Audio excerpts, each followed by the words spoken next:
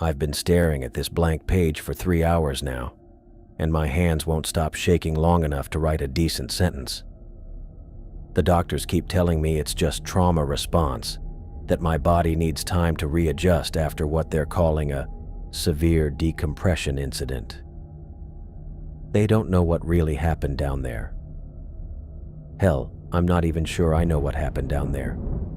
But I have to get this down before they pump me full of more sedatives, or before I start second-guessing what I saw with my own eyes. 22 years of deep-sea research, and I've never experienced anything that comes close to what we encountered in the Mariana Trench. The problem is, once I finish writing this, no one's going to believe a word of it. My name is Grayson Griffin, and I've been leading deep-water expeditions since I was 25 years old. Started in the North Sea working oil rigs, moved to research vessels when I got tired of corporate bureaucracy telling me how to do my job. I've seen things down there that would give most people nightmares.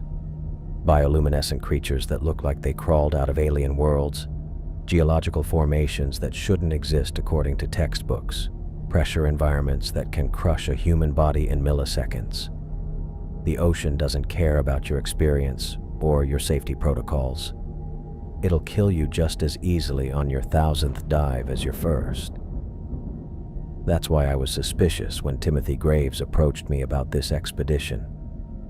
Timothy worked for some government marine research division, never could get a straight answer about which department exactly, and he had this way of talking around details that made my skin crawl. Tall guy, always wore those wire-rimmed glasses and kept adjusting them when he was nervous, which was pretty much constantly during our planning meetings.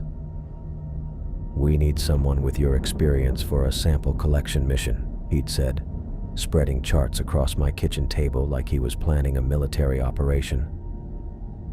Specific coordinates in the Hadal Zone, mineral deposits that could revolutionize deep-sea mining. I'd looked at the coordinates and felt my stomach drop. The deepest part of the Mariana Trench, nearly 7 miles down where the pressure could flatten a car into a pancake.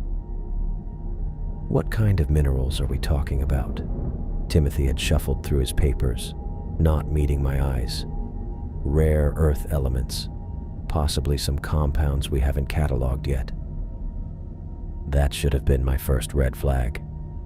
In 22 years, I'd learned to spot when someone was feeding me a line, and Timothy was practically choking on his own bullshit. But the money was good. Better than good, actually. And I needed the work. My last expedition had been 6 months ago, and the bills don't stop coming just because you're between jobs. The team Timothy assembled was solid, I'll give him that. Dean James had been piloting submersibles longer than some of these kids had been alive, and he knew the Revelation better than anyone. Compact guy with steady hands and this weird fascination with electromagnetic readings that most pilots would ignore. Dean had this habit of humming old blues songs when he was concentrating, and I'd worked with him enough times to know that when the humming stopped, something was wrong. Chad McGuire was our marine biologist, fresh-faced Irish kid who couldn't sit still for more than 5 minutes without checking his equipment. His accent got thicker when he was nervous, which was most of the time, but he knew his stuff. Had some groundbreaking research on extremophile bacteria that nobody in the scientific community wanted to take seriously. I felt bad for the kid. Reminded me of myself at that age, trying to prove I belonged in rooms full of people with twice my experience. Then there was Ivy Nelson, 26 years old, just finished her doctorate, and smart enough to make the rest of us feel like we were moving underwater. Korean American, always had her hair pulled back in a practical ponytail. And she approached every problem like it was a puzzle she could solve if she just thought about it hard enough. Ivy had this way of getting excited about discoveries that reminded me why I'd gotten into this work in the first place, back before I'd seen enough accidents to know that the ocean doesn't care about your enthusiasm. We spent 2 weeks prepping the Revelation at the research station. Standard deep-sea submersible, rated for depths that would crush most vessels, with enough life support for 12 hours and emergency systems that could keep us alive for another 6 if everything went to hell. Timothy kept hovering around during our equipment checks, asking questions about our electromagnetic sensors and sonar capabilities that had nothing to do with mineral collection. "You planning on mapping the sea floor while we're down there?" I'd asked him during one particularly annoying session where he'd insisted we calibrate our instruments 3 times. "Just want to make sure we don't miss anything important," he'd said, adjusting those damn glasses again. The night before our descent, I'd found Timothy in the equipment bay at 2 in the morning, going through a folder marked with classifications I didn't recognize. When he saw me, he'd shoved the papers back into his briefcase like a kid caught with stolen candy. "Couldn't sleep," he'd said. "Just reviewing the mission parameters. Mineral collection doesn't usually require classified documentation." Timothy had looked at me for a long moment, and I could see him weighing how much truth he wanted to share. "There have been some unusual readings from this area. Magnetic anomalies. We want to be prepared for anything we might encounter." That was the closest he'd come to honesty during the entire planning phase, and it still felt like he was holding back the important parts. But I'd signed the contracts, and my team was ready to go. In this business, you learn to work with incomplete information and hope your experience can fill in the gaps. I should have trusted my instincts and walked away right then. Should have told Timothy to find another expedition leader, someone who didn't have enough experience to smell the lies underneath his careful explanations. But the money was too good, and I'd been doing this long enough to think I could handle whatever surprises were waiting for us down there. 22 years of deep-sea research, and I'd never been more wrong about anything in my life. The electromagnetic pulses started as whispers through our instruments. Little blips that Dean noticed first because he pays attention to things the rest of us usually ignore. 2 hours down, 15,000 feet of crushing darkness above us, and our sensors were picking up something that had no business being there. "Getting some weird readings," Dean said, his usual humming replaced by focused silence. "Electromagnetic activity, regular intervals like a heartbeat." I leaned over his shoulder to check the displays. The pulses showed up as clean spikes every 37 seconds, way too consistent to be natural. "Equipment malfunction? Ran diagnostics twice. Everything's working fine." Dean's hands moved across the controls with practiced precision, keeping our descent steady while the Revelation's hull creaked under the increasing pressure. "Whatever's down there is putting out a signal." Chad had his face pressed to his biological monitoring station, frowning at readings that clearly weren't making sense. "This is bizarre. I'm showing almost 0 life signs in the water column.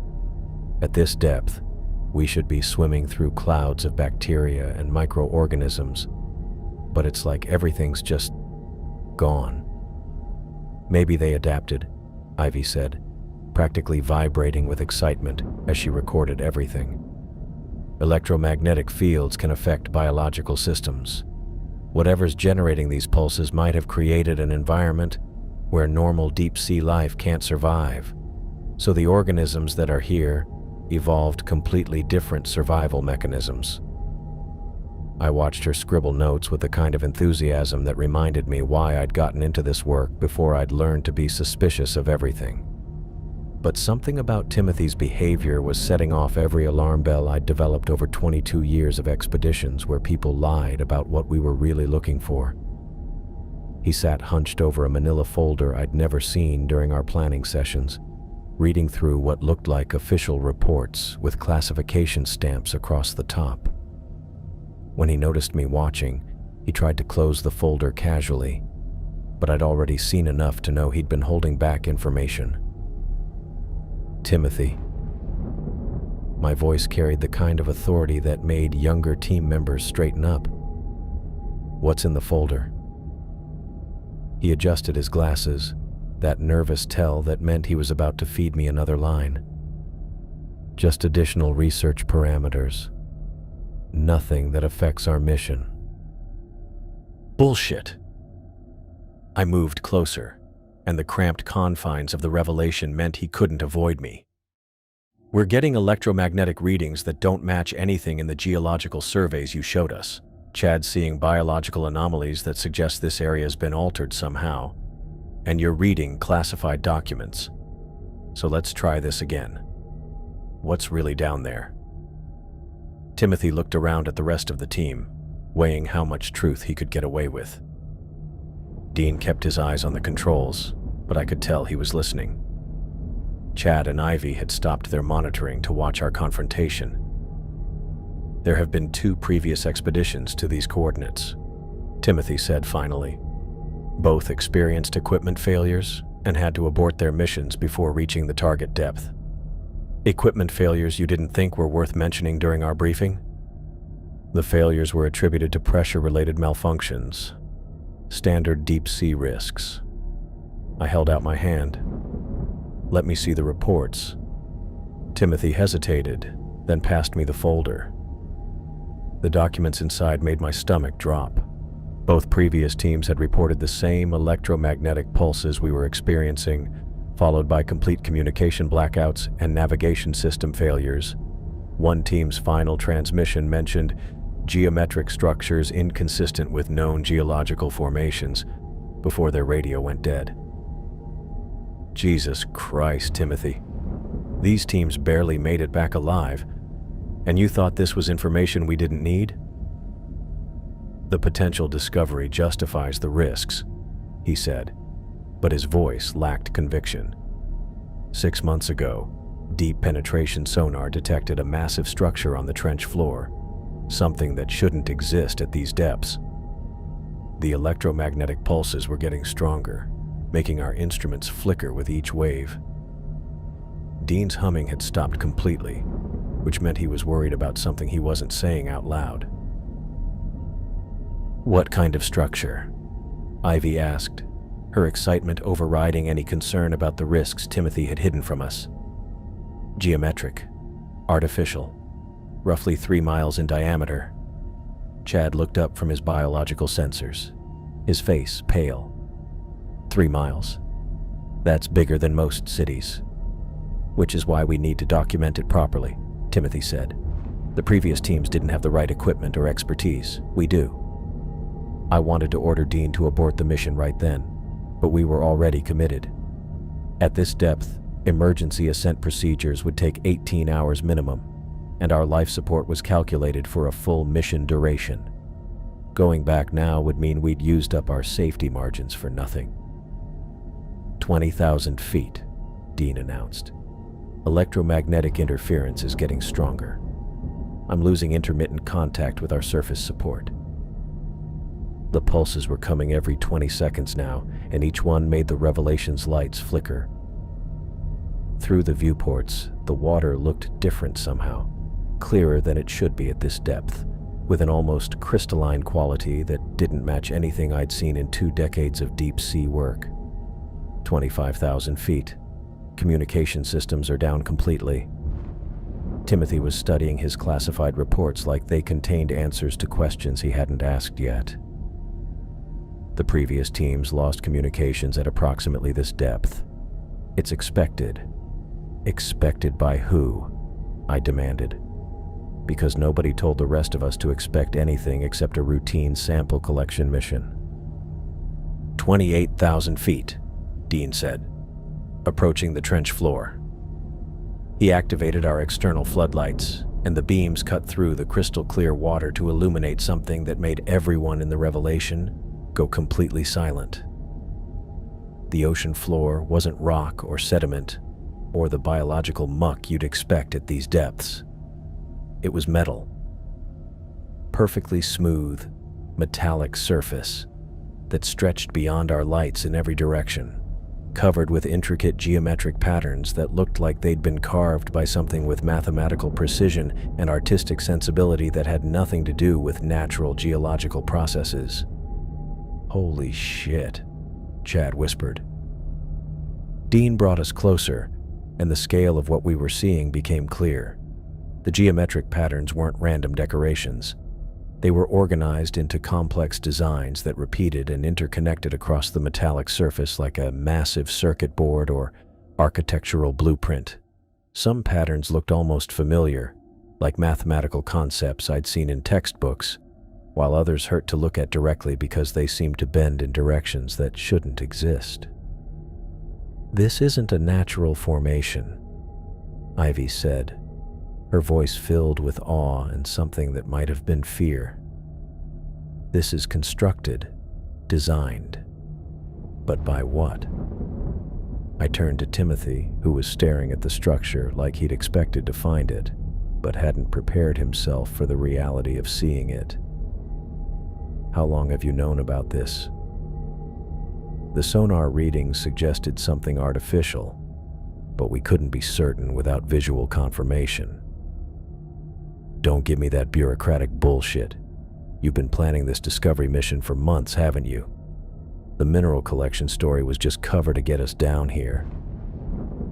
Timothy met my eyes, and for the first time since I'd known him, he looked genuinely honest. "Yes. But Grayson, if this is what I think it is, it could change everything we understand about deep-sea archaeology, about human history itself."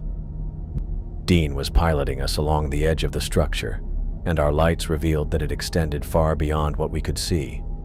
Miles of metallic surface covered in those impossible geometric patterns, sitting on the ocean floor like it had been there for centuries or millennia.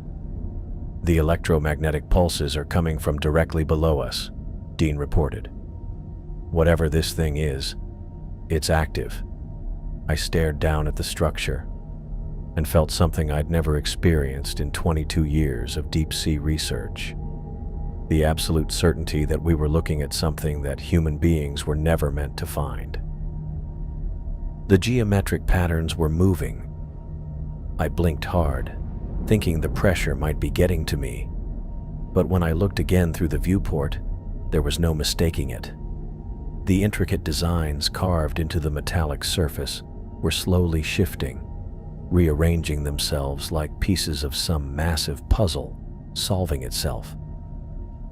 "Ivy, are you seeing this?" She pressed closer to her monitoring station, her earlier excitement replaced by something that looked like concern. "The patterns are definitely changing configuration. It's like they're responding to our presence." Chad's voice cracked slightly. "My biological sensors aren't picking up any life signs, but something down there is definitely active. The electromagnetic readings are off the charts."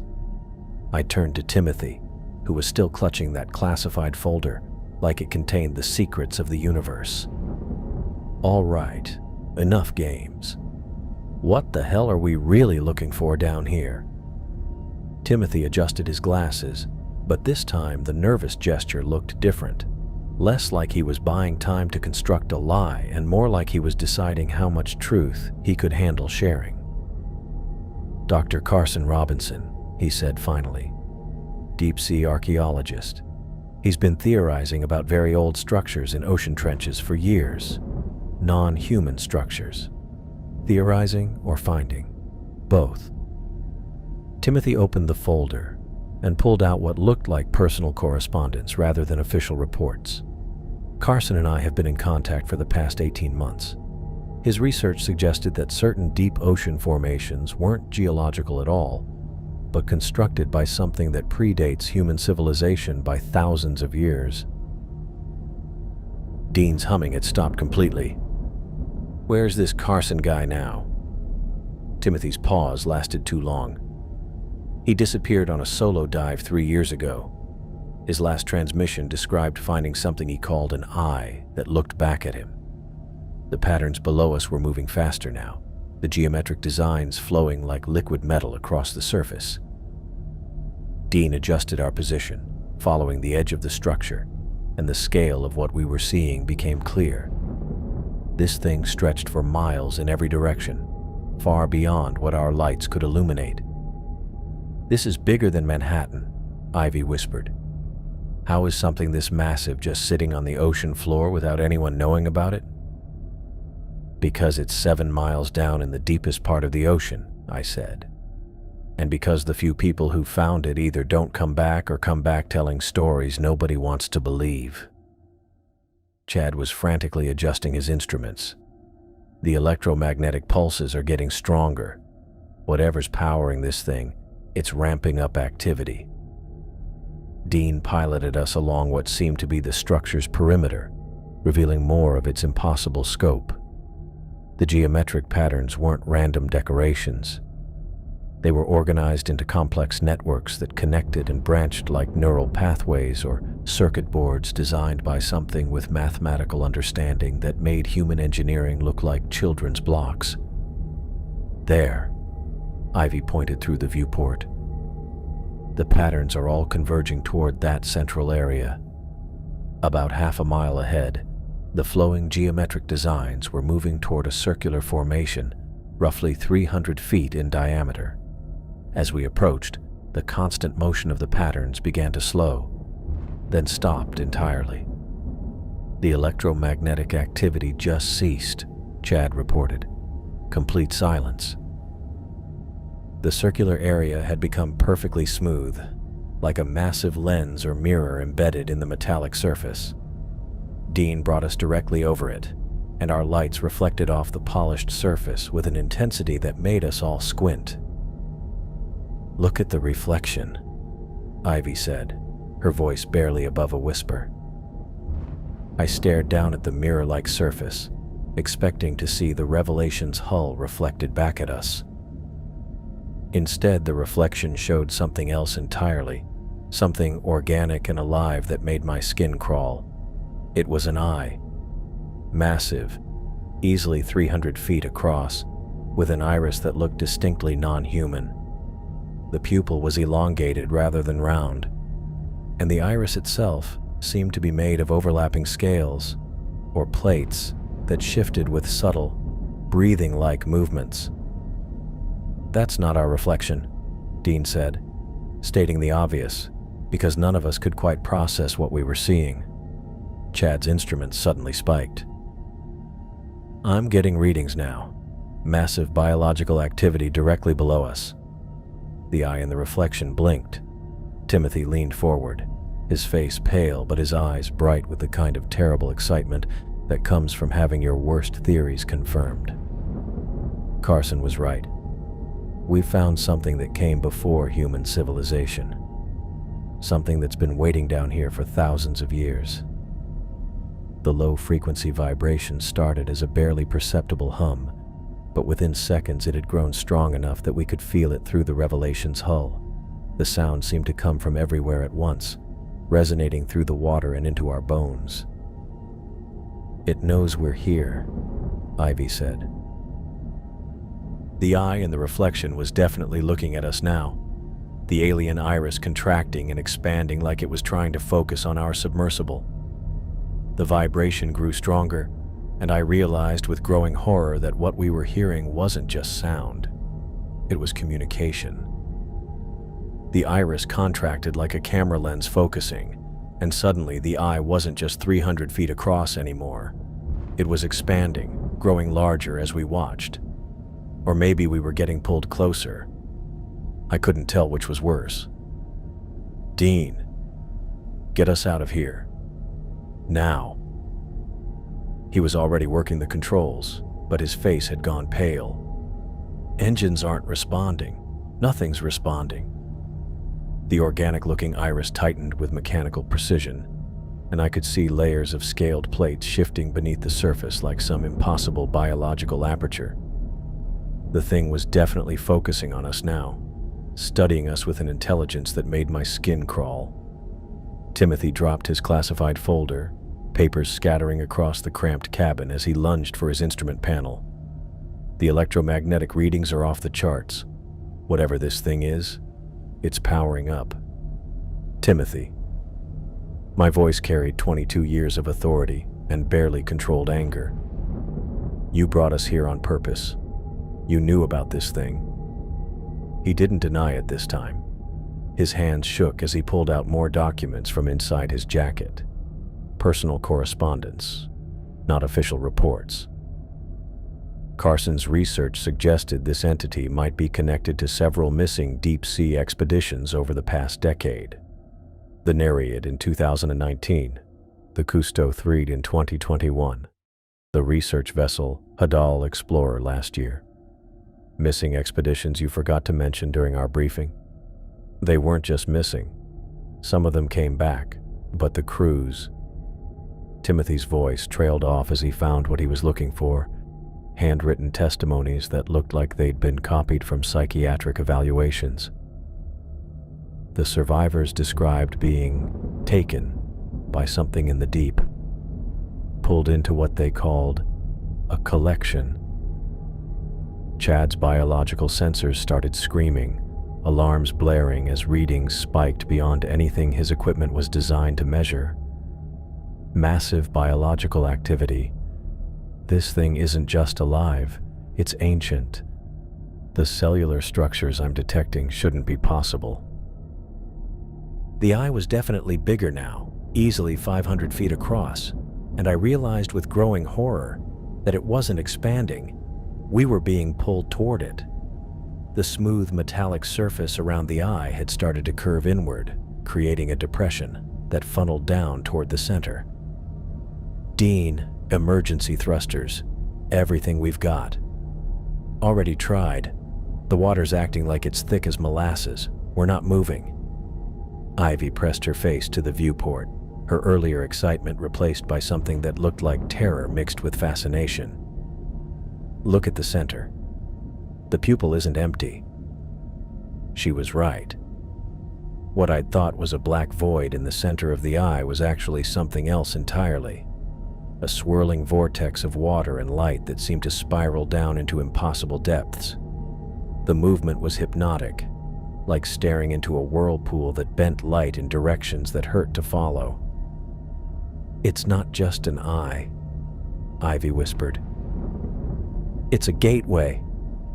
The revelation lurched forward suddenly, pulled by a current that hadn't been there seconds before. Dean fought the controls, but we were caught in something that had nothing to do with normal ocean physics. Chad stumbled backward from his monitoring station. "The pressure readings are going insane. We're showing crushing depth 1 second, surface pressure the next. This is impossible." Timothy was frantically shuffling through his papers, looking for something specific.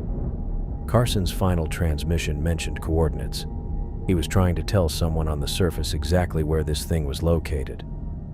"Someone who knew what was happening," I said, the pieces finally clicking together. This wasn't a research mission. This was a rescue operation. The vortex in the center of the eye was pulling us in now, and I could see other things caught in the same spiraling current. Metal debris that looked like pieces of submersibles, chunks of hull plating with markings I didn't recognize, and something that made my blood freeze. What appeared to be the intact nose section of an aircraft, spinning slowly in the impossible underwater whirlpool. Jesus Christ. How long has this thing been collecting? Ivy screamed, as the revelation suddenly accelerated toward the vortex, spinning as we got caught in the outer edge of the current. The cabin filled with the sound of groaning metal and alarms, as our hull protested forces it was never designed to handle. Through the spinning chaos, I caught glimpses of other objects trapped in the same spiraling flow. Ships that looked like they belonged in maritime museums, their wooden hulls somehow intact despite what should have been decades or centuries underwater. Modern vessels with hull numbers I recognized from missing ship reports, and scattered among them, pieces of aircraft and equipment that had no business being 7 miles down in the Mariana Trench. "It's been taking things for years," Timothy shouted over the noise, still clutching his papers. "Decades, maybe longer."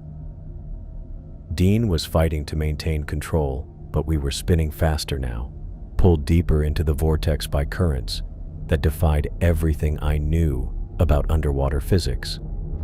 The pressure readings on our instruments jumped wildly between numbers that would crush us instantly and readings that suggested we were somehow at surface level. "The radio's dead," Chad reported, his voice cracking with panic. All communications are down. Timothy lunged for the radio anyway, shouting coordinates into the static. Base station, this is Expedition 7. We've found the anomaly at coordinates 11.373 degree N, 142.591 degree. Repeat, we have visual confirmation of the collection point. Who are you trying to contact? I demanded. People who've been tracking this thing for years. People who know what it is. The spinning was getting worse, and I could feel consciousness slipping away as the forces acting on our submersible exceeded anything the human body was meant to endure. Through the viewport, the vortex had become a tunnel of swirling water and impossible light, and I could see we were being pulled down into something that wasn't just deep ocean anymore. My last coherent thought before everything went black was that Timothy had known this would happen. He'd brought us here not to study some ancient structure, but to feed us to whatever was waiting at the bottom of that spiraling nightmare. The spinning stopped. Silence filled the revelation like a held breath, and when I opened my eyes, we were floating in crystal clear water under what looked like natural sunlight filtering down from somewhere impossibly far above. I came to with the strangest sensation, like waking up from a nightmare only to find yourself in a dream. The revelation bobbed gently on calm water, and through the viewport, I could see a pale blue sky stretching endlessly above us. No crushing darkness, no impossible pressure, just sky. What the hell? Dean's voice cracked as he stared at his instruments. We're at surface level, but look at this. The depth gauge still reads 30,000 feet. Timothy hunched over his classified materials, rifling through papers with shaking hands. Chad and Ivy pressed their faces to the viewports, both looking like they'd seen ghosts. This is impossible, Ivy whispered. We were miles down. The water around us was crystal clear, clearer than any ocean I'd ever seen. I could make out details hundreds of feet below, and what I saw made my stomach drop. Debris covered the seafloor like a graveyard, twisted metal, broken hulls, scattered pieces that looked like they came from ships, planes, and other submarines. Some of this stuff looks old, Ivy said, her voice barely audible. Really old. Timothy finally looked up from his papers. His face had gone pale. Carson wasn't just an archaeologist, he said quietly. He was part of a classified program. They'd been studying dimensional anomalies in ocean trenches for years. 3 teams made it here before us. They all came back, but he trailed off. But what? I demanded. They were never the same. Chad's equipment started beeping. I'm picking up a signal northeast, maybe 2 miles out. Other survivors? Dean asked, already adjusting our heading. Could be equipment, could be anything. As Dean guided us through this bizarre underwater world, I couldn't stop staring at what we passed. Floating wreckage drifted by like ghosts. Wooden ships that looked centuries old. Military vessels I recognized from history books. Cargo containers with modern markings. A Viking longboat hung suspended in the clear water, its dragon head pointing toward the surface. A Spanish galleon sat tilted on the bottom, its sails long since rotted away. Timothy, I said, my voice low and dangerous. You knew about this place. You knew we might end up here. He wouldn't meet my eyes. Ivy gasped suddenly. Look at all of this. Ships from every era. It's like they've been collected. The signal grew stronger as we moved northeast. Through the pale light filtering down from above, I could make out something massive on the horizon. A ship, but bigger than anything we'd passed so far. Its silhouette stretched across the water like a floating mountain. That's where the signal's coming from, Chad said. Dean's hands tightened on the controls. Then that's where we're going. But as we got closer, the massive shape started looking familiar in a way that made my skin crawl. 4 smokestacks. a distinctive profile I'd seen in countless photographs and documentaries. The bow had that unmistakable rake, and even from this distance, I could make out the name painted in faded letters across the stern. "No way," Chad whispered. "That's not possible." The RMS Titanic sat on the surface of this impossible ocean, intact and floating as if it had never sunk. But something was wrong with it. The hull looked translucent in places, like it was made of glass instead of steel, and there was movement on the decks, tiny figures walking around, going about their business as if nothing had happened. "The Titanic sank in 1912, Ivy said, her voice shaking. "It's sitting on the ocean floor in the North Atlantic. I've seen the wreckage footage." Timothy was frantically shuffling through his papers again. Carson's research mentioned something about a collection point, a place where lost vessels end up, preserved somehow. Dean brought us closer, and the details became clearer. The ship's hull pulsed with a faint, sickly light that seemed to come from within the metal itself. The smokestacks were intact, but they weren't smoking. Instead, they seemed to be breathing, expanding and contracting like lungs. "The people on deck," Chad said, his voice barely a whisper, "they're moving wrong."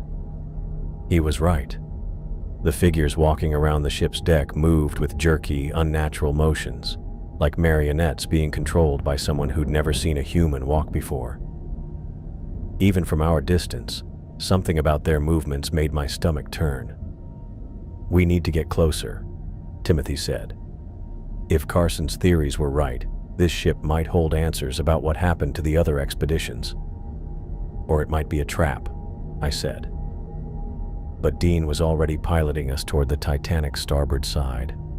As we approached, the figures on deck began to notice us. They stopped their strange, mechanical movements and turned in our direction. Even from 100 yards away, I could see their faces weren't quite right. "Jesus," Dean muttered. "What happened to them?"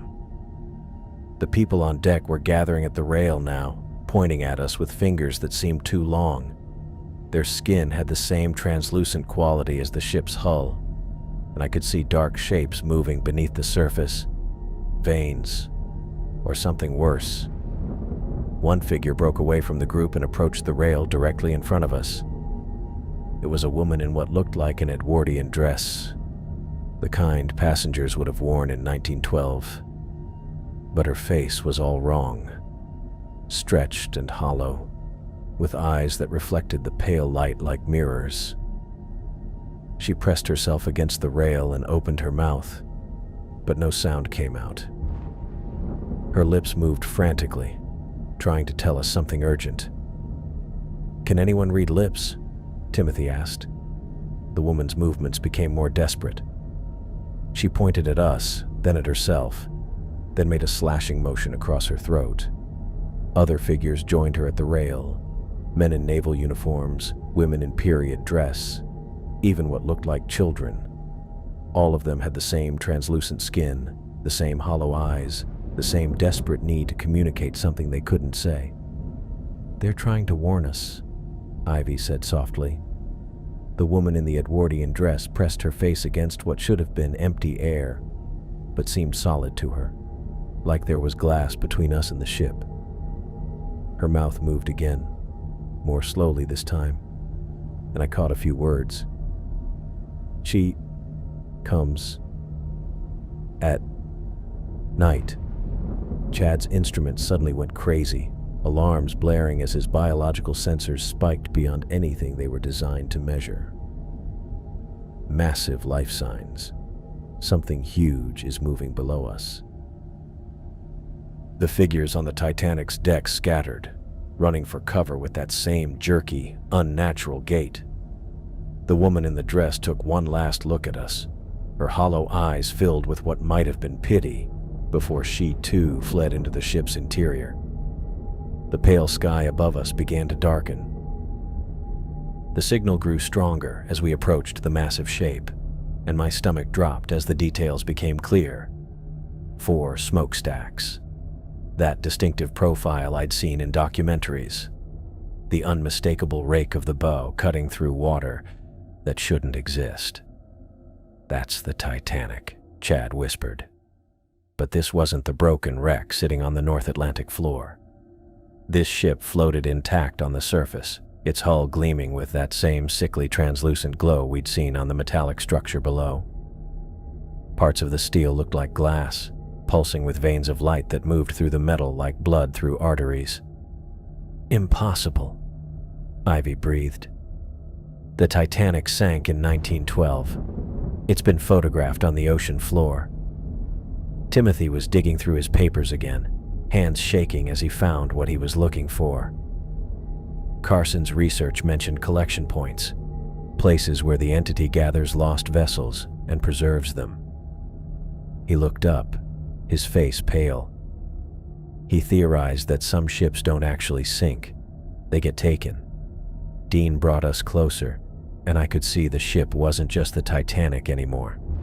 Sections of other vessels had been grafted onto the hull, modern cargo containers welded to Victorian ironwork, what looked like pieces of wooden sailing ships merged seamlessly with steel plating. The whole thing pulsed like it was breathing. "Movement on deck," Dean reported. Through the pale light, I could make out figures walking around the ship's upper levels. From a distance, they looked human enough, but something about the way they moved made my skin crawl. Too jerky, too mechanical, like puppets being controlled by someone who'd never seen a person walk. "Bring us alongside," I said, "but keep the engines ready."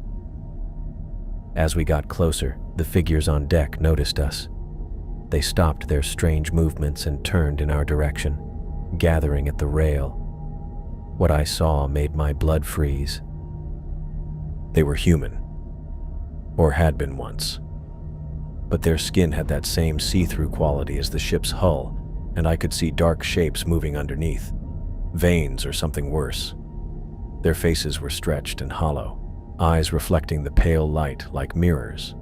They wore clothing from different eras, naval uniforms, passenger dress from the early 1900s, modern work clothes, even what looked like medieval robes.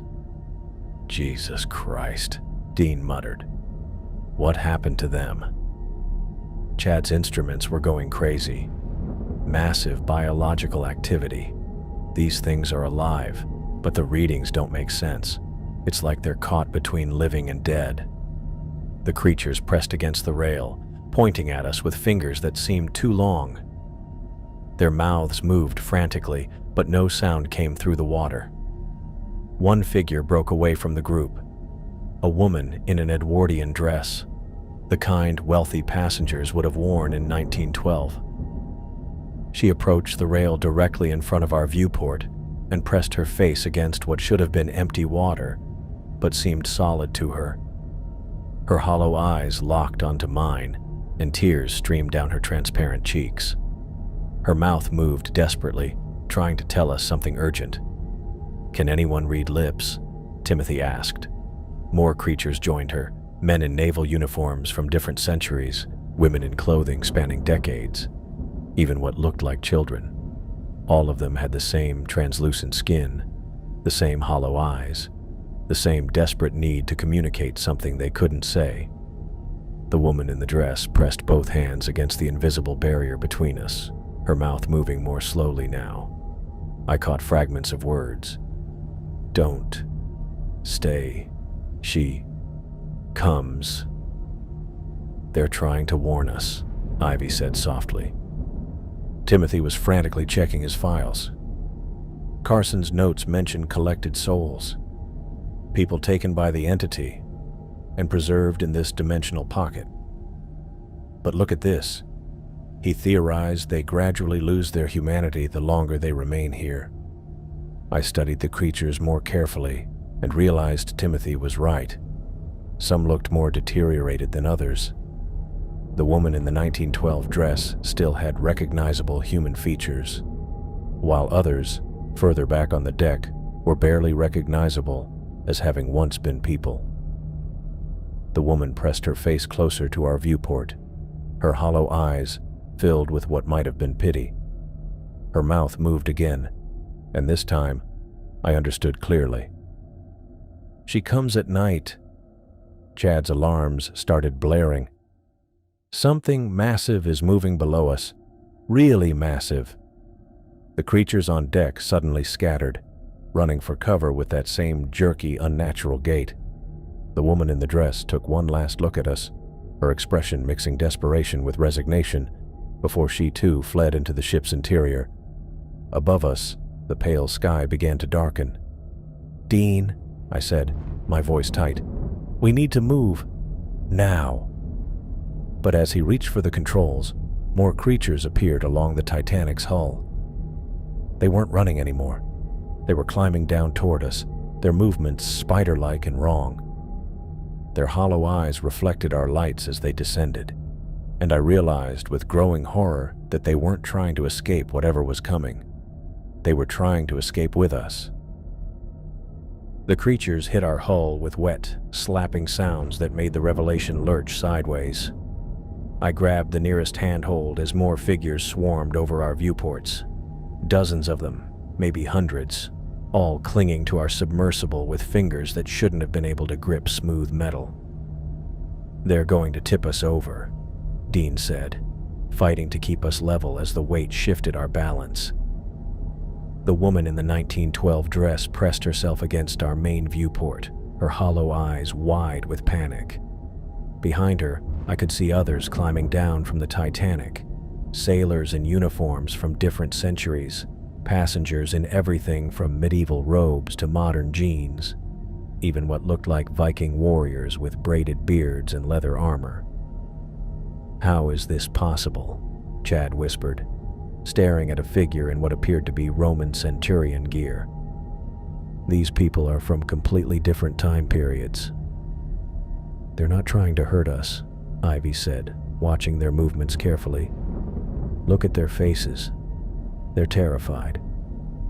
She was right. Every creature clinging to our hull had the same expression of desperate fear.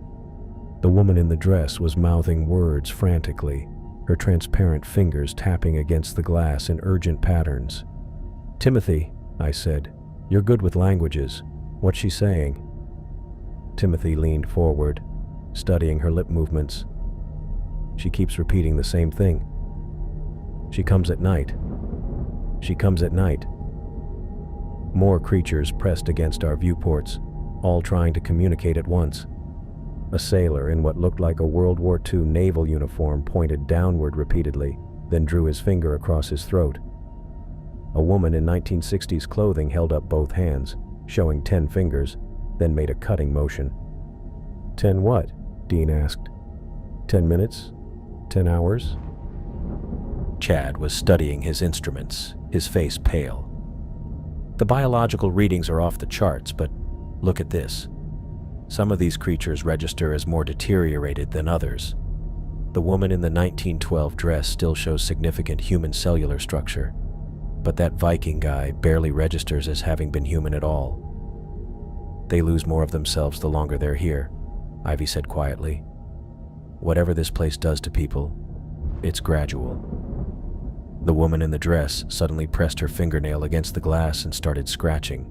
The sound made my teeth ache, but she kept going, carving letters into our viewport with supernatural strength. SHECOMESATNIGHT. Then she looked directly at me and mouthed one more word clear as day. "Run." Every creature on our hull suddenly released their grip at the same moment, dropping away from the Revelation like they'd been burned. They swam back toward the Titanic with that jerky, unnatural movement, disappearing into the ship's interior within seconds. The clear water around us began to change. What had been crystal blue started darkening to deep purple, then black. Above us, the pale sky shifted to an ominous twilight with no sun visible anywhere. "Dean," I said, "get us out of here, now." He reached for the controls, but his face went white. "Something's wrong. The engines are responding, but it's like we're moving through molasses." Chad's alarm started screaming. Massive biological activity below us. Something huge is rising from the bottom. Timothy was frantically digging through his papers, scattering documents across the cabin floor. Carson's final notes, here. He mentions a queen entity that controls this dimensional pocket. She decides who stays and who goes. Well, we're going, I said. Dean, full power. I'm trying, but the water's fighting us. It's like it's gotten thick. Through the darkening water, I could see something moving in the depths below. Not swimming, rising. Something massive enough to displace the ocean around it, creating currents that pushed against our hull. How big is this thing? Ivy asked, her voice barely a whisper. Chad checked his readings. I can't get a full measurement. It's too large for my equipment to process. The water continued to thicken around us, and Dean's engines strained against the resistance. Whatever was coming up from the depths was changing the very nature of the ocean itself, turning it into something that didn't want to let us go. Timothy, I said, my voice tight with barely controlled panic. What else did Carson write about this queen? Timothy's hands shook as he found the right page. He said she's been collecting lost vessels for thousands of years. Ships, planes, anything that gets lost at sea. She brings them here and preserves them. He looked up, his face pale. Along with everyone on board. The darkness below us was taking shape now. Something serpentine and enormous, coiling upward through the black water. I caught glimpses of scales the size of buildings, movement that suggested intelligence and purpose. She's coming to meet us, Timothy said quietly. Dean pushed our engines beyond safe limits, but we barely moved through the increasingly viscous water. The revelation groaned under the strain, and I realized with growing horror that we weren't just trapped in this dimensional pocket. We were about to meet whatever ruled it. The thing that rose from the depths wasn't just massive, it was impossible. What started as serpentine movement in the black water below became something that made my brain hurt to process. Hundreds of feet of scaled body coiled upward through the darkness. But where I expected some prehistoric sea monster, the torso shifted into something almost human. Almost. The Queen's face broke the surface 20 feet from our viewport, and I understood why the creatures on the Titanic had fled. She was beautiful in the way a poisonous flower is beautiful. Something that draws you in right before it kills you. Her features looked carved from pale marble, perfect except for the patches of rot that spread across her cheeks like dark veins. Hair flowed around her head like underwater weeds, moving independently of any current. But her eyes... Christ.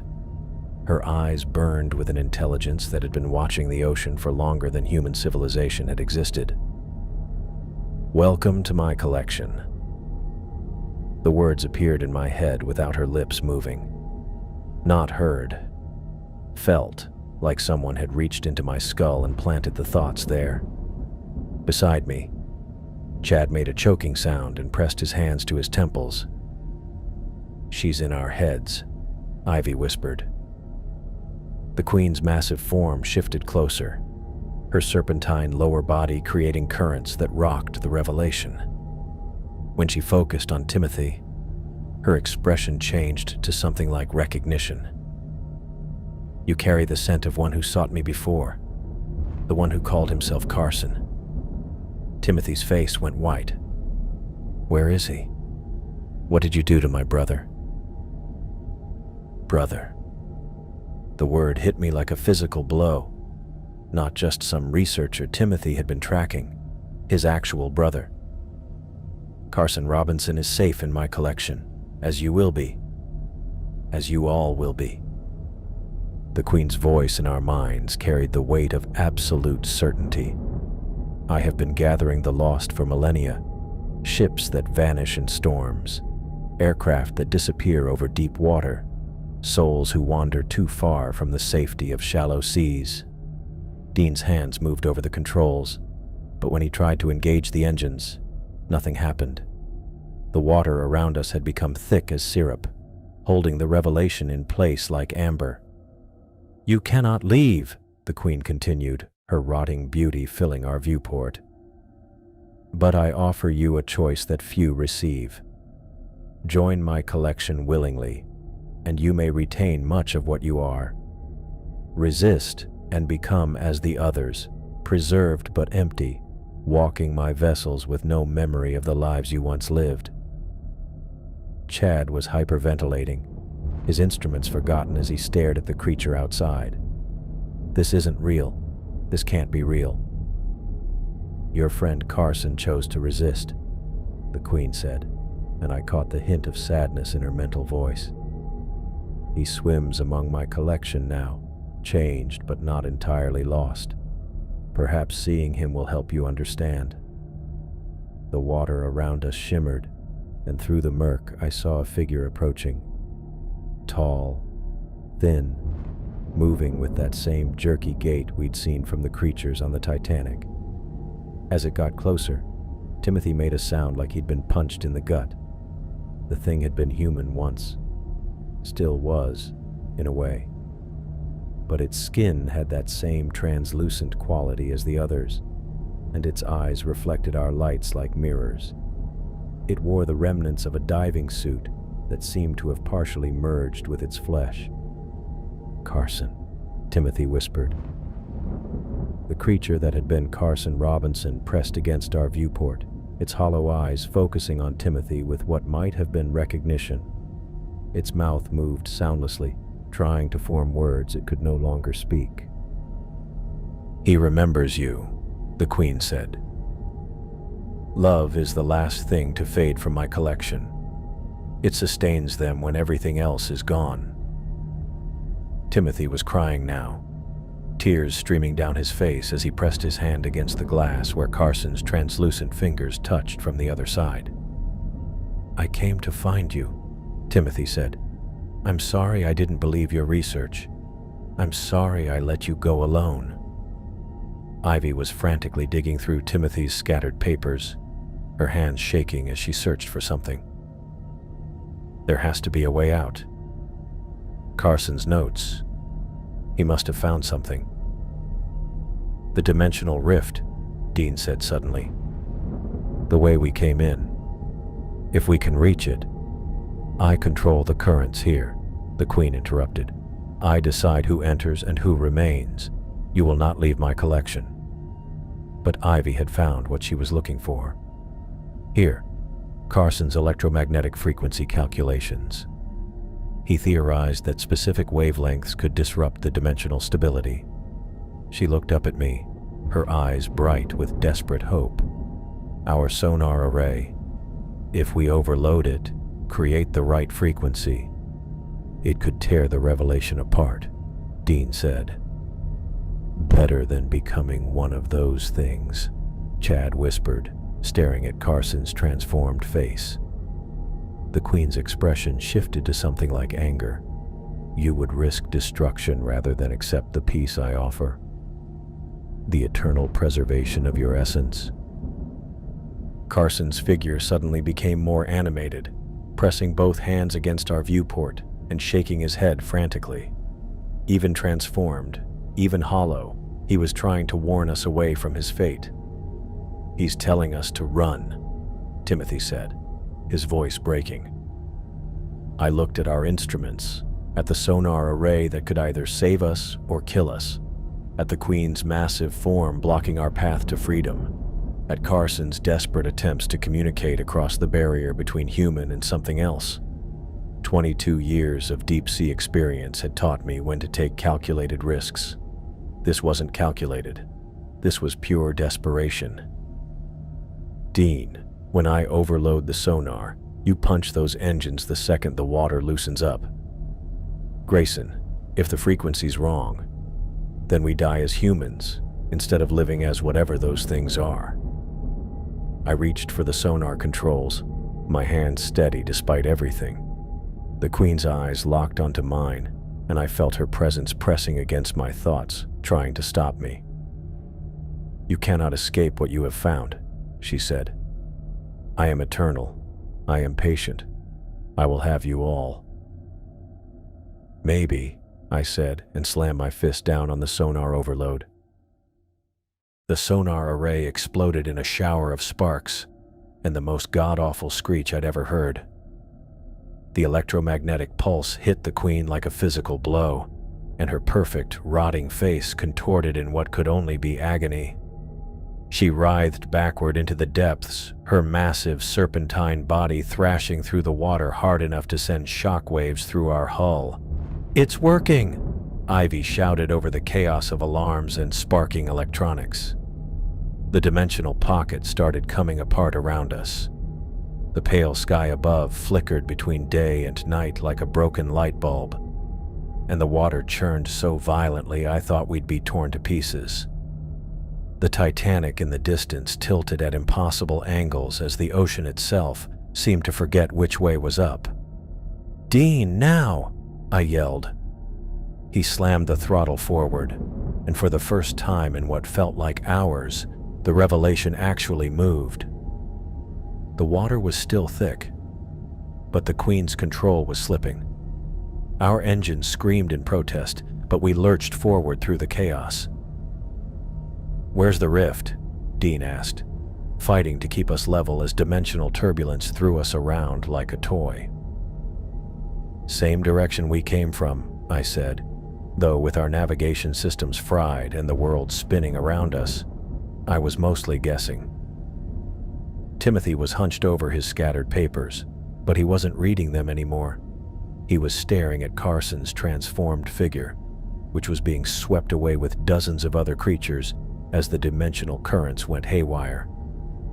"Timothy," I said, "we need to know everything. Right now." He looked up at me and I saw something break in his face. "Carson's my brother. My twin brother. This whole mission, the government credentials, the official reports, I made it all up." The words hit me like cold water. "You're not government." "I'm a linguistics professor at Georgetown. Carson was the marine researcher. When he disappeared 3 years ago, I spent everything I had trying to find him. Sold my house, emptied my retirement, forged documents to get access to classified expedition reports." His voice cracked. "I couldn't let him stay lost." Chad was clinging to his instrument panel as we bounced through the churning water. "The rift. I'm getting readings. It's opening up about half a mile northeast." Through the chaos, I could see it. A tear in the water itself, showing the crushing black of the real ocean beyond. But it was shrinking fast, the edges pulling together like a healing wound. "We've got maybe 2 minutes before it closes," Chad said. The Queen's voice slammed back into our heads, no longer seductive but filled with rage. "You will not escape my collection." Her massive form erupted from the depths again. But she looked different now. The electromagnetic pulse had done real damage. Patches of her perfect skin were peeling away, revealing something dark and writhing underneath. Her beautiful face was twisted with fury, and when she opened her mouth, I saw rows of teeth like broken glass. Tentacles the size of subway cars burst from the water around us, reaching for the revelation with obvious intent to crush us flat. Dean threw us into a sharp turn, but our damaged systems couldn't handle the stress. Sparks flew from every panel, and the lights flickered. "The electromagnetic disruption's fading," Ivy said, working frantically at the ruined sonar controls. "I can't maintain it much longer." One of the Queen's tentacles slammed into our starboard side, and the hull groaned under the impact. Through the viewport, I could see the sucker-covered flesh pressing against our metal, searching for a grip that would let her tear us apart. "Dean, whatever you're going to do it now." He pushed our engines past every safety limit I'd ever heard of. The revelation shot forward through the churning water, leaving the Queen's grasping tentacle behind. But she was fast, impossibly fast, and I could see her massive form pursuing us through the dimensional chaos. The rift was 100 yards away, 50, 20. Timothy suddenly stood up, his face set with terrible determination. She wants the collection intact. If I give her what she came for, she might let you go. Timothy, no. But he was already moving toward the emergency airlock, his hands working the manual controls with surprising steadiness. Tell them Carson was right about everything. Tell them there are things in the deep ocean that humanity isn't ready to understand. Timothy, get away from that airlock. The Queen's tentacles wrapped around our hull, and I felt the metal start to buckle.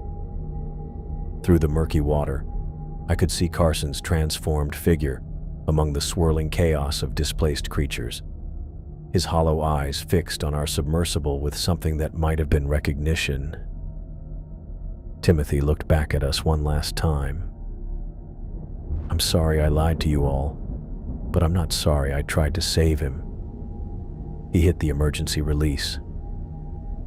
The airlock blew open, and Timothy was sucked out into the churning water. I watched him tumble through the dimensional turbulence toward the Queen's waiting grasp, his body already starting to change as the pocket's influence took hold. The Queen's attention shifted to Timothy, her tentacles releasing our hull to reach for this new addition to her collection. In that moment of distraction, Dean gunned the engines one last time. We shot through the closing rift like a bullet, the dimensional pocket collapsing behind us as we plunged back into the bone-crushing darkness of the real Mariana Trench. The last thing I saw before the rift sealed was Carson's transformed face pressed against the dimensional barrier, his mouth moving in what might have been his brother's name. Then we were falling through 7 miles of black water, our emergency system screaming, racing toward the surface, and whatever was left of our lives. The revelation shot through the collapsing rift like we'd been fired from a cannon, and suddenly we were back in the real ocean, 7 miles of crushing black water above us, and emergency alarms screaming from every system we had left. The dimensional pocket sealed behind us with what felt like a thunderclap, leaving us tumbling through the abyss with half our electronics fried, and the other half throwing error codes I'd never seen before. Emergency ascent now, I told Dean, who was already working the ballast controls with hands that shook just enough to worry me. 18 hours minimum, he said, his voice tight. Life support's damaged but functional. We'll make it, but barely. Chad sat hunched over his ruined instruments, staring at readings that made no sense. The electromagnetic pulse fried everything. Sonar's dead. Communications are gone. Half the biological sensors are showing impossible data. He looked up at me with eyes that had seen too much. Grayson, what the hell just happened down there? I didn't have an answer that would make either of us feel better. Timothy was gone, sucked out into that nightmare realm to join his transformed brother. The Queen's collection had claimed 2 more souls, and we'd barely escaped with our lives. But something was wrong with Ivy. She pressed against the viewport, her face pale and her eyes unfocused. Can you hear that? She whispered. Hear what? I asked. She's calling. The Queen. She's saying my name. Ivy's breath fogged the glass as she leaned closer. She's not angry anymore. She understands why we ran, but she wants us to come back. Dean and I exchanged looks.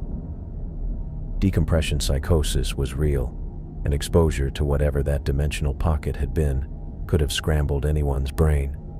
But Ivy's voice carried a dreamy quality that made my skin crawl. Ivy, step away from the viewport, I said. She didn't move. Timothy's out there. I can see his face in the water. He's trying to tell me something. Chad twisted around to look where she was pointing, but there was nothing outside except the black water of the deep ocean. "Ivy, there's nothing there. You're not looking hard enough." She pressed both hands against the glass. "They're all out there. The Queen's collection. They're following us up." The ascent felt like it took forever. Our damaged systems groaned and sparked, and every hour brought new failures that Dean had to work around. But the worst part was watching Ivy deteriorate. She'd sit for hours staring out the viewports, carrying on conversations with people who weren't there. Sometimes she'd laugh at jokes only she could hear. Other times she'd cry and press her face against the glass like she was trying to push through it. "The Queen showed me something," she said during hour 12, her voice distant. "All those people on the Titanic, all the collected souls, they're not suffering. They found peace, perfect, eternal peace." "Ivy, that thing was a monster," Chad said. "You saw what it did to Carson.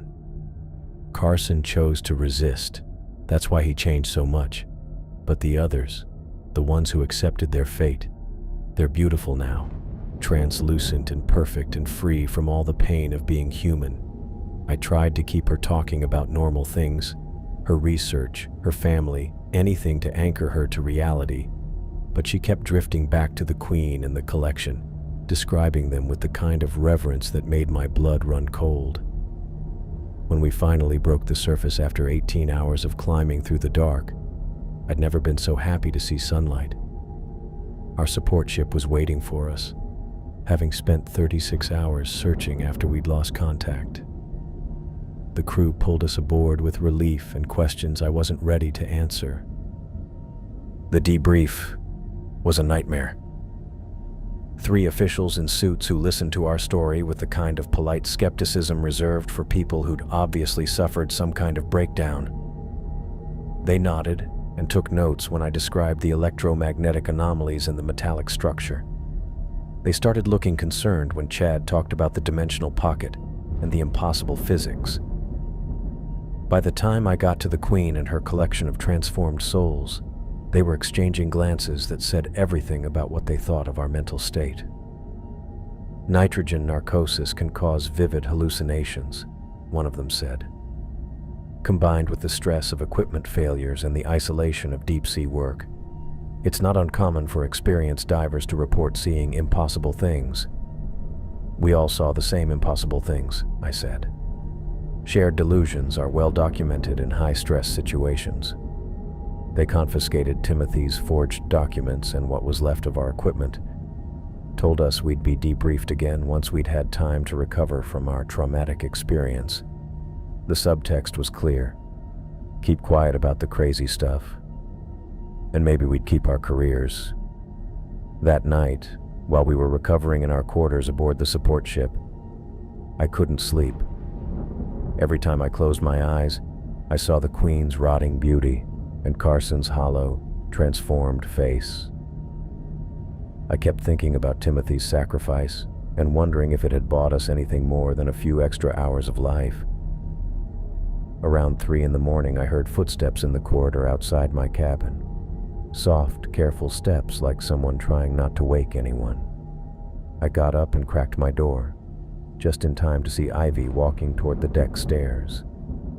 She moved like she was sleepwalking, her eyes fixed on something I couldn't see. I followed her up to the main deck, where she stood at the rail staring down into the dark water. The ocean was calm, reflecting the stars like black glass.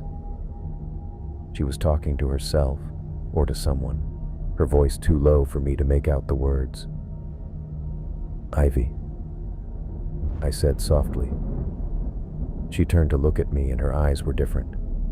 Still her eyes, but with something else looking out through them.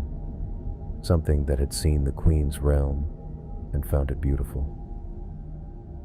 "She's down there, Grayson, waiting for me. She says the collection isn't complete without all of us." Ivy smiled, and it was the most unsettling thing I'd ever seen. She showed me what I could become.